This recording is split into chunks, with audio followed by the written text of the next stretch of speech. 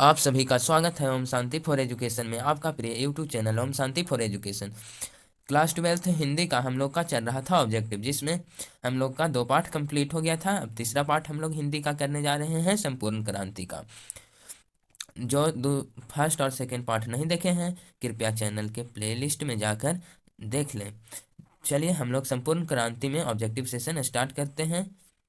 तो टाइम को ज़्यादा वेस्ट नहीं करते हुए हम लोग देखिए पहला क्वेश्चन क्या कह रहा है। पहला क्वेश्चन देखिए आप लोग, दल विहीन लोकतंत्र किसके मूल उपदेशों में है। दल विहीन लोकतंत्र किसके मूल उपदेशों में है। आप लोग इसका उत्तर जानते होंगे, तो इसका उत्तर कमेंट बॉक्स में आप कमेंट कर सकते हैं। तो इसका आंसर क्या हो जाएगा, इसका आंसर बी हो जाएगा, मार्क्सवाद और लेनिनवाद। ऑप्शन बी यहाँ सही हो जाएगा। अगला प्रश्न है, जयप्रकाश नारायण के बचपन का क्या नाम था। जयप्रकाश नारायण जी का बचपन का क्या नाम था। जयप्रकाश नारायण जी का बचपन का क्या नाम था। आप लोग आंसर इसका जानते हैं तो आप कमेंट बॉक्स में कमेंट करके जरूर बताएं। जयप्रकाश नारायण जी का बचपन का नाम था बाउल। ऑप्शन सी हो जाएगा सही। अगला प्रश्न है, प्रश्न संख्या 3, किसने कहा था कि अभी न हो जाने कितने मीलों इस देश की जनता को जाना है। किसका कथन है कि अभी नहीं जाने कितनों मीलों तक इस देश की जनता को जाना है। तो जवाहरलाल नेहरू का। यहाँ ऑप्शन सी सही हो जाएगा। जवाहरलाल नेहरू कहे थे कि अभी नहीं जानिए कितनों मीलों तक इस देश की जनता को जाना है, जवाहरलाल नेहरू जी कहे थे। अगला प्रश्न है, प्रश्न संख्या 4, किस अस्पताल में किस अस्पताल में दिनकर का निधन हुआ था। दिनकर जी का निधन किस अस्पताल में हुआ था। तो दिनकर जी का निधन बिलिंगडन नर्सिंग होम में हुआ था। ऑप्शन डी यहाँ पे सही हो जाएगा। बिलिंगडन नर्सिंग होम में दिनकर जी का निधन हुआ था। अगला प्रश्न है, प्रश्न संख्या 5, जयप्रकाश नारायण को किसका दलाल कहा जाता है। जयप्रकाश नारायण जी को किसका दलाल कहा जाता है। तो अमेरिका का। ऑप्शन डी यहाँ सही हो जाएगा। अमेरिका का दलाल कहा जाता है जयप्रकाश नारायण जी को। अगला प्रश्न है, प्रश्न संख्या 6, जयप्रकाश नारायण के स्वास्थ्य पर निगरानी रखने वाला डॉक्टर का क्या नाम था।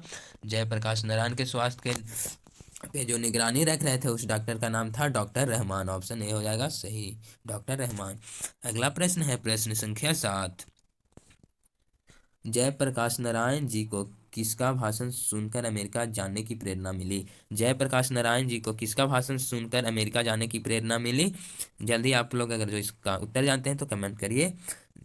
स्वामी सत्यदेव की भाषण सुनकर डॉक्टर जयप्रकाश नारायण जी को अमेरिका जाने की प्रेरणा मिली। तो ऑप्शन बी यहाँ पे आपका सही हो जाएगा। अगला प्रश्न है, प्रश्न संख्या 8, फ्री प्रेस के मालिक कौन थे। फ्री प्रेस के मालिक कौन थे। तो सदानंद जी थे फ्री प्रेस के मालिक। ऑप्शन सी सही हो जाएगा, सदानंद जी थे फ्री प्रेस के मालिक। अगला प्रश्न है, प्रश्न संख्या 9, ब्रेन ऑफ बम्बे किसे कहा जाता है। ब्रेन ऑफ बम्बे किसे कहा जाता है। तो ब्रेन ऑफ बम्बे उमा शंकर दीक्षित को कहा जाता है। ऑप्शन ए यहाँ सही हो जाएगा। अगला प्रश्न है, प्रश्न संख्या 10, जयप्रकाश नारायण ने आईएएस की परीक्षा कहाँ से पास की थी। जयप्रकाश नारायण जी आईएएस की परीक्षा बिहार विद्यापीठ से पास की थी। डी ऑप्शन सही हो जाएगा। अगला प्रश्न है, प्रश्न संख्या 11, अगला प्रश्न है, प्रश्न संख्या 11, लेनिन की मृत्यु कब हुई थी। लेनिन की मृत्यु कब हुई थी। तो 1924 में। ऑप्शन डी हो जाएगा सही। अगला प्रश्न है, प्रश्न संख्या 12, जयप्रकाश जी मार्क्सवादी कब बने थे। जयप्रकाश जी मार्क्सवादी लेनिन की मृत्यु के बाद बने थे, यानी 1924 में। ऑप्शन डी सही हो जाएगा। अगला प्रश्न है, प्रश्न संख्या 13, फणीश्वर नाथ रेणु की पुस्तक है। कौन सी पुस्तक है। फणीश्वर नाथ रेणु की। तो मैल का आंचल फणीश्वर नाथ रेणु की पुस्तक है। ऑप्शन डी सही हो जाएगा। अगला प्रश्न है, प्रश्न संख्या 14, 1974 में बिहार के मुख्यमंत्री कौन थे। 1974 में बिहार के मुख्यमंत्री कौन थे। अब्दुल गफूर। ऑप्शन बी सही हो जाएगा। 1974 में बिहार के मुख्यमंत्री अब्दुल गफूर थे। अगला प्रश्न है, प्रश्न संख्या 15, किसे लोकनायक के नाम से जाना जाता है।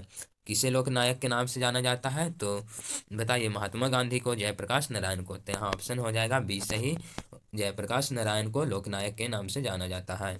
अगला प्रश्न है, प्रश्न संख्या 16, जयप्रकाश नारायण जी का जन्म कहाँ हुआ था? जयप्रकाश नारायण जी का जन्म कहाँ हुआ, सॉरी कब हुआ था? जयप्रकाश नारायण जी का जन्म कब हुआ था? 11 अक्टूबर 1902 को हुआ था। ऑप्शन ए हो जाएगा सही, 11 अक्टूबर 1902 को। अगला प्रश्न है प्रश्न संख्या 17। जयप्रकाश नारायण की पत्नी का क्या नाम था? जयप्रकाश नारायण की पत्नी का नाम था प्रभावती देवी। ऑप्शन बी हो जाएगा, सी हो जाएगा सही, प्रभावती देवी। अगला प्रश्न है प्रश्न संख्या 18। रिस्ट्रक्शन ऑफ इंडियन पॉलिटी किसकी रचना है? Reconstruction of Indian polity Jayaprakash Narayan ji की रचना है। ऑप्शन डी यहाँ सही हो जाएगा। अगला प्रश्न है प्रश्न संख्या 19। प्रजा सोशलिस्ट पार्टी का गठन कब हुआ था? प्रजा सोशलिस्ट पार्टी का गठन हुआ था 1952 में। ऑप्शन ए हो जाएगा सही, ऑप्शन ए हो जाएगा सही, 1952 में हुआ था। अगला प्रश्न है प्रश्न संख्या 20।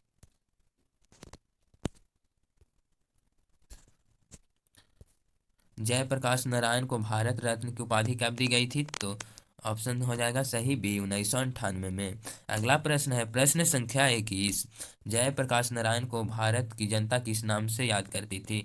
जयप्रकाश नारायण को भारत की जनता किस नाम से याद करती थी? तो लोकनायक के नाम से। ऑप्शन सी हो जाएगा सही। अगला प्रश्न है प्रश्न संख्या 22। अगला प्रश्न है प्रश्न संख्या 22। जयप्रकाश नारायण ने संपूर्ण क्रांति वाला ऐतिहासिक भाषण कहाँ और कब दिया था? जयप्रकाश नारायण जी संपूर्ण क्रांति वाला ऐतिहासिक भाषण कहाँ दिए थे? तो जल्दी आप लोग कमेंट करके बताइए कहाँ दिए थे। पटना में दिए थे 5 जून 1974 को। ऑप्शन डी हो जाएगा सही।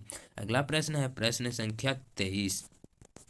जयप्रकाश नारायण के बचपन का क्या नाम था? आपको बताना है कि जयप्रकाश नारायण जी का बचपन में क्या नाम था। तो बाउल। ऑप्शन सी हो जाएगा सही।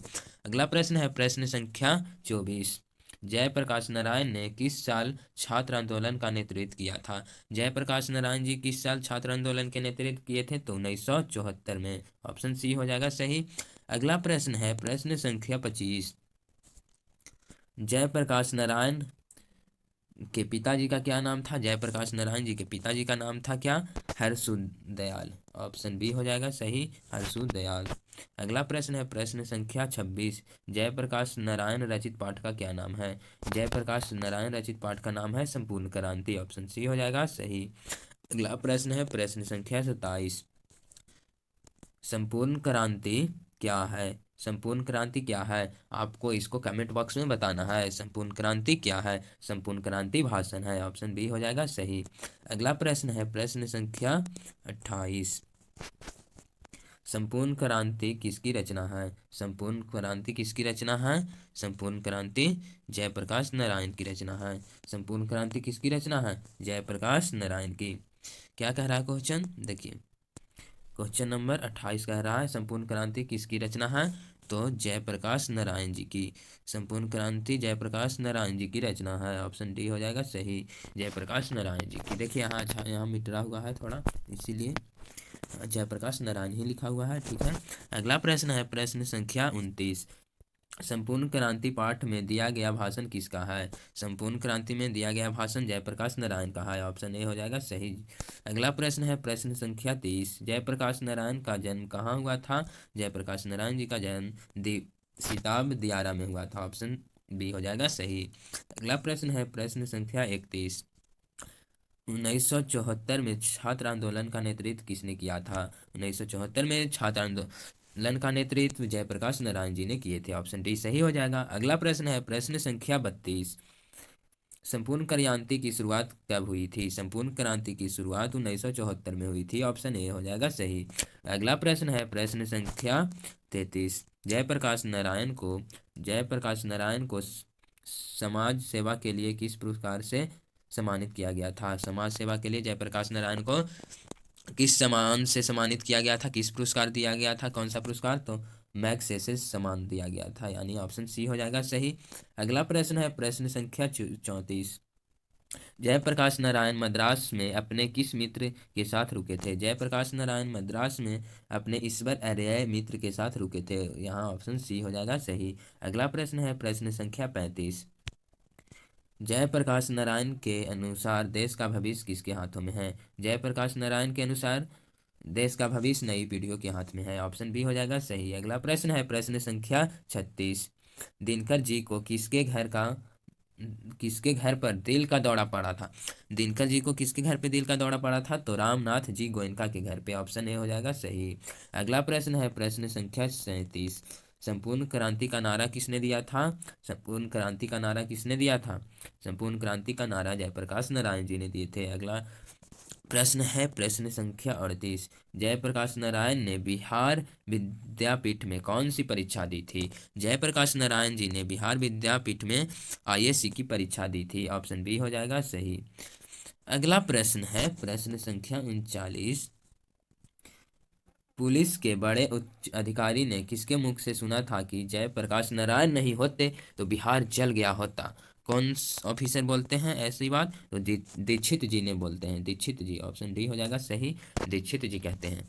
अगला प्रश्न है प्रश्न संख्या 40। अगला प्रश्न है प्रश्न संख्या 40। जयप्रकाश नारायण किस मित्रता को ठोस मानते थे? जयप्रकाश नारायण अंडरग्राउंड जमाने की मित्रता को ठोस मानते थे। ऑप्शन सी यहाँ हो जाएगा सही।